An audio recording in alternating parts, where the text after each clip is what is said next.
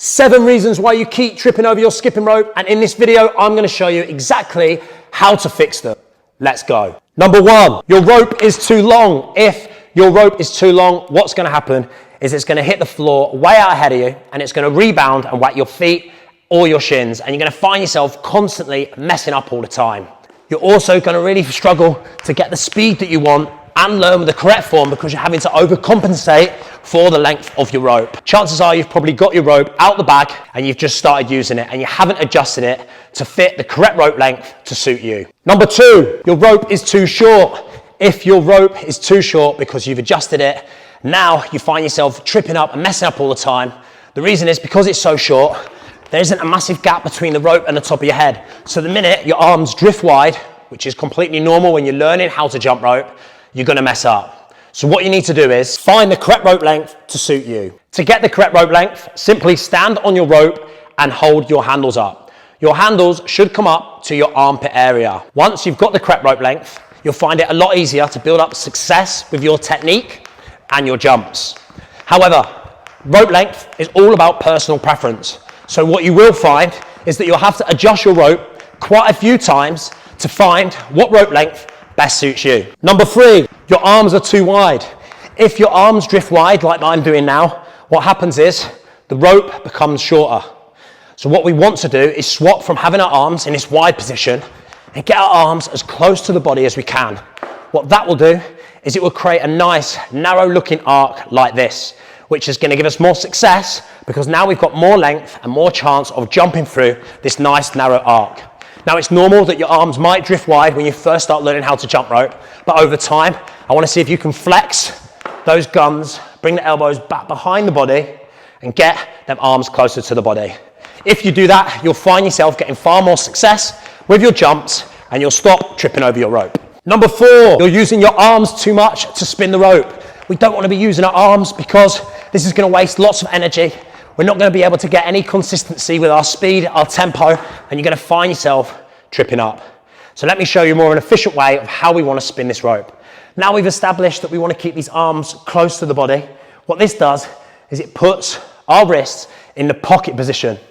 Now they're in the pocket position, we can effectively use these wrists to spin the rope. So imagine you've got water on this wrist and we're just flicking the wrist down every single time we jump. So our form is going to look less like this and more like this. Number 5, wrong rope choice. Learning how to jump rope with a cable speed rope like this isn't going to help you when you're new to jump rope. The reason why?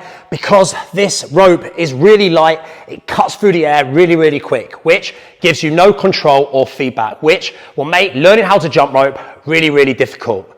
This rope is best used for people who have been jumping rope or doing boxing or CrossFit style workouts for a long time. They're used to the speed and they're practicing skills like double unders or triple unders. As a beginner, there's only 2 types of skipping ropes that you need. One is a speed PVC rope. This is the EJ Pure White PVC rope, which is great for practicing different types of footwork when you are new to jump rope. Because the rope feels nice and light, it's got strong plastic handles and strong PVC, but it's not as light as a cable speed rope.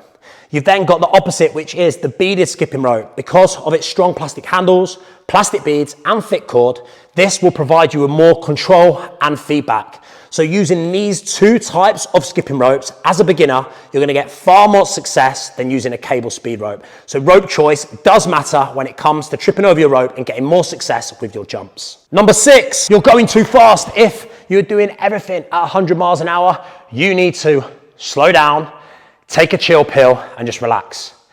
You do not need to be learning how to jump rope and doing everything really, really quick.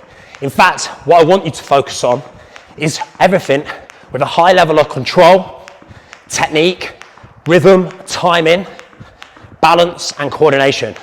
Once you build up the basics of performing like the basic bounce like I'm doing now, with all the things we spoke about by keeping the arms close to the body, wrist spinning the rope, and you can do this at a nice steady speed, you can then look to crank up the speed to make it a little bit more intense or challenging. Same with a boxer skip, you can start nice and slow. Show me that you've got that timing, that balance, and then you can crank the speed up once you've done it and you feel a lot more confident and you're getting the success that you want. And it's the same with the run skip. You can go nice and slow, muscle memory, getting that form going, and then eventually you can crank the speed up.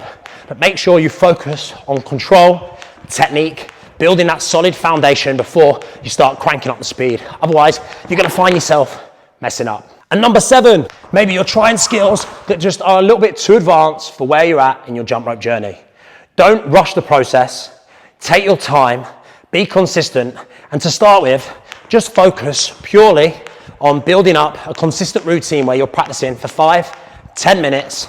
To start with, focusing on different types of basic footwork, starting with the basic bounce, hop in, the boxer skip, the run skip, maybe the side straddle, the front straddle, where they're testing your footwork and your fitness and your jump rope skills in slightly different ways. Laying down that foundation of footwork first is going to give you far more success, because then when you progress to learning different types of tricks, maybe like side swings like I'm doing now, or crossovers, and then eventually working your way up to double unders, you would have built up a good base and you'll see far more success. And those are 7 reasons why most people find themselves tripping up over their skipping rope.